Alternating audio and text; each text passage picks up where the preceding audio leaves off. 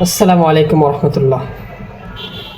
ইন্নাল হামদুলিল্লাহ আসসালাতু ওয়াসসালামু আলা রাসূলিল্লাহ ওয়া আলা আলিহি ওয়া সাহবিহি ওয়া মান ওয়ালা। সম্মানিত শ্রোতা মণ্ডলী, আমরা দুনিয়ার হাসানা নিয়ে আলোচনা করব। আমরা আল্লাহ সুবহানাহু ওয়া তাআলার কাছে একটা দোয়া করি সব সময়, রব্বানা আতিনা ফিদ দুনিয়া হাসানাতাও ওয়া ফিল আখিরাতি হাসানাতাও ওয়া কিনা আযাবান নার। আমরা আল্লাহ সুবহানাহু ওয়া তাআলার কাছে বলি, হে আমাদের রব, আপনি আমাকে দুনিয়াতে এবং আখিরাতে কল্যাণ দান করুন এবং জাহান্নামের আগুন থেকে আপনি আমাদেরকে বাঁচান। এখানে মুফাসসিরিনগণ দুনিয়ার হাসানা বলতে 10টা জিনিস উল্লেখ করেছেন। 1 নম্বর হলো আর রিজকুল হালাল, হালাল রিজিক। 2 নম্বর হলো আল মারআতুস সালিহা, নেককার স্ত্রী।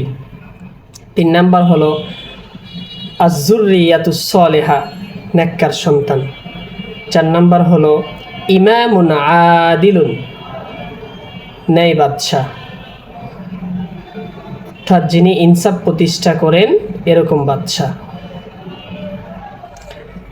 5 নম্বর হলো আস-সিহহা ওয়াল আফিয়া,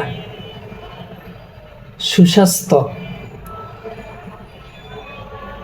6 নম্বর হলো হুসনুল খুলুক, উত্তম আদর্শ, উত্তম চরিত্র।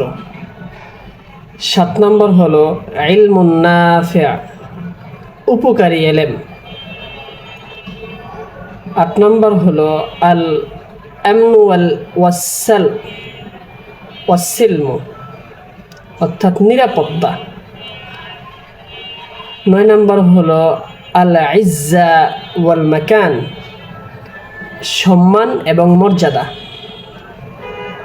10 নম্বর হলো আল মাসকানুল হাসান, উত্তম বাসস্থান, উত্তম থাকার জায়গা। এই 10টা বিষয় মুফাসসিরিনগণ উল্লেখ করেছেন। আমি সবচেয়ে বেশি আশ্চর্য হয়েছিলাম যখন মুফাসসিরিন ইকরামগণ, কোনো মুফাসসিরগণ ইমামুন আদিলুনের কথা বলে নাই। ইমাম কুরতুবী রাহিমাহুল্লাহ যখন বলেছেন ইমামুন আদিলুন আল মুলকুল আদিল, তখন আমি আশ্চর্য হয়েছি যে আসলেই তো একজন ন্যায় বাদশাহ, ইমামুন আদিল প্রতিটা দেশের জন্য, প্রতিটা রাষ্ট্রের জন্য অত্যন্ত গুরুত্বপূর্ণ। আল্লাহ সুবহানাহু ওয়া তাআলা আমাদেরকে আজকে 10টা বিষয় জানার তৌফিক দান করেছেন, অর্থাৎ দুনিয়ার হাসানাগুলো জানার তৌফিক দান করেছেন। আমরা শুকরিয়া আদায় করি আলহামদুলিল্লাহ। ইনশাআল্লাহ অন্য কোনো ভিডিওতে আখিরাতের হাসানা সম্পর্কে আমরা জানব। আসসালামু আলাইকুম ওয়া রাহমাতুল্লাহ।